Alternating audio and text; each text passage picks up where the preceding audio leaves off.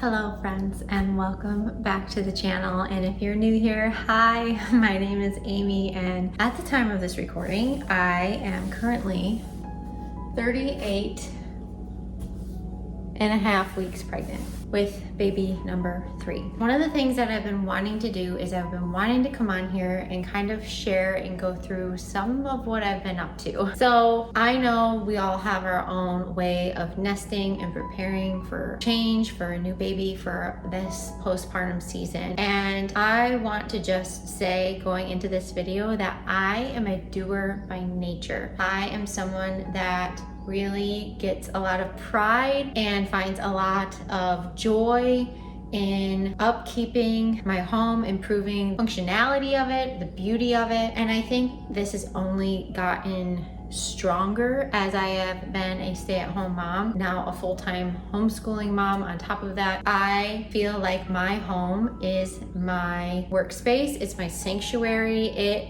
affects me so incredibly much. And so the biggest ways that I've been preparing for postpartum, for this new baby, is by going through my house and really asking myself what really bothers me. Because that's the thing about postpartum. Like I said, I'm so affected by my space, and one of the things with postpartum that I've learned from the past is I really struggle with not feeling like I can keep up and not really do the things that I really want to do, make the changes that I want to make. And so some of these things I'm going to share with you might seem unnecessary to you, but for me, they're completely necessary because of how much they affect me and just improve my state of being when I'm in a certain spaces in my home. One of the things I talk about so much on my channel is functionality and beauty. And I really feel like God calls us to be stewards of our home as mothers, and especially when you're home all day, you really, I think, look at your home in a different manner because you get to know the ins and outs of it, how it really plays a role in how your day flows. Whereas I feel like when I worked out of the home and I was away from my home more, one, I didn't have the mental energy or physical energy to really approach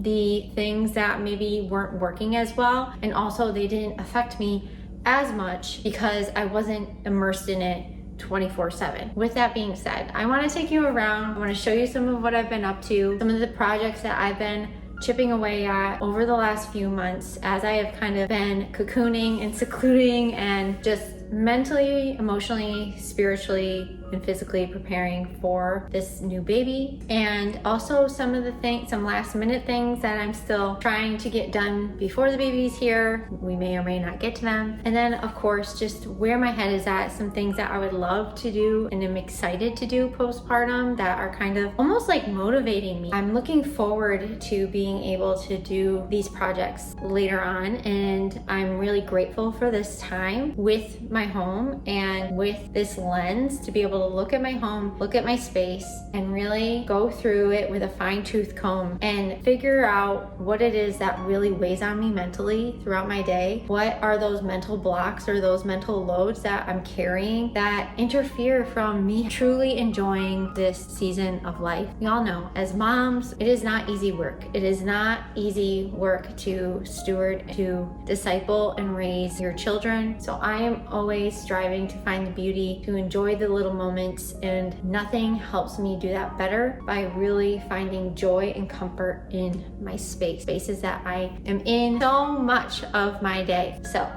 let's get started. Starting with what's right behind me. Right here is actually something that I have been dreaming of and envisioning of for a very, very long time. If you've been around my channel for a while, you might remember that there used to be a wine rack right here, but I just feel like it didn't really fill the space, and it also didn't bring that cozy comfort and functionality that I really wanted from this big wall. This is a wall that you can see when we're sitting at the dinner table on around the kitchen and the backdrop of all my videos is this wall. And I really have just loved and envisioned the idea of having floating shelves with plates that I use every single morning and every single day, my teapot where I can display beautiful artwork, and where I can have another spot for the trailing plant to cascade around my cabinets, and then a hot rail underneath. I have wanted one of these for so long, and it's mostly for beauty, but it is also very functional. I have a hanging basket here that I keep onions in. I have a copper ladle that I thrifted over the last few months that I use for soup. I have a little copper teacup that I plan and hope to use more